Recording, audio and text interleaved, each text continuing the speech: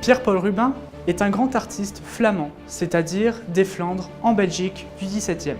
Il peindra durant toute sa vie des peintures à caractère mythologique, historique et biblique. En effet, cette œuvre a été exécutée dans son atelier à Anvers, avec ses élèves de 1630 à 1635.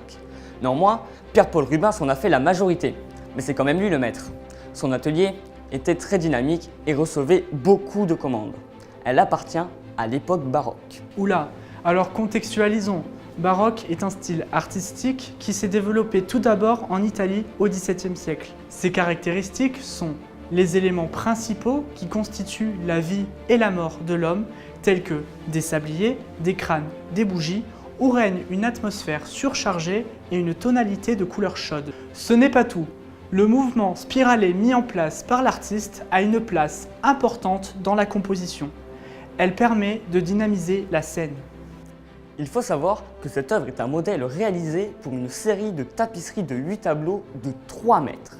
Elle représente la vie d'Achille et ses nombreuses péripéties. Regarde, il y a 2 modèles au musée des Beaux-Arts de Pau. Nous observons avec attention cette œuvre. Il s'agit d'une peinture huile sur bois d'1,8 m par 1,26 m. Elle s'intitule Thétis, recevant les armes de Vulcain d'Achille. C'est une œuvre complexe aux multiples symboles, faisant d'elle une peinture d'une richesse culturelle inégalable. L'artiste a voulu représenter un passage de l'épopée grecque d'Homère, l'Iliade et l'Odyssée, qui retrace la guerre de Troie.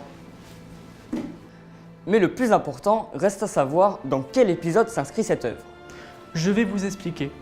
Achille, triste de la perte de son ami Patrocle, tué par Hector, demande à sa mère Thétis de lui faire fabriquer de nouvelles armes. Elle se rendra donc à la forge du dieu Vulcain pour s'en procurer.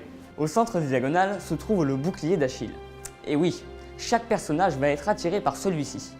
Si vous regardez bien, l'œuvre contient 2 couleurs opposées, le bleu et le rouge, permettant de distinguer les 2 attributs majeurs de Thétis et de Vulcain.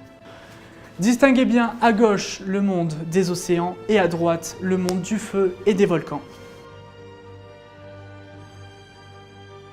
Les attributs de Vulcain sont représentés au premier plan, reconnaissables grâce à la forge composée de marteaux, d'enclumes, etc. Un tableau baroque est particulièrement chargé en éléments. Regarde, Rubens a choisi d'ajouter en arrière-plan un triton recevant un casque des mains d'un petit ange.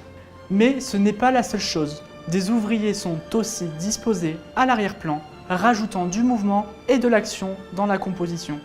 Dites-moi, avez-vous remarqué comment l'artiste définit le cadrage de cette scène?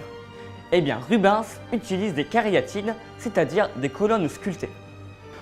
En effet, à la gauche se trouve la déesse Héra, déesse de la fécondité et de la naissance, reine des dieux et épouse de Zeus. Elle est facilement reconnaissable grâce à son attribut principal, le pan. Et à la droite de la peinture se trouve Zeus, dieu de la foudre, roi des dieux, représenté par ses 2 attributs, l'aigle tenant dans son bec des éclairs.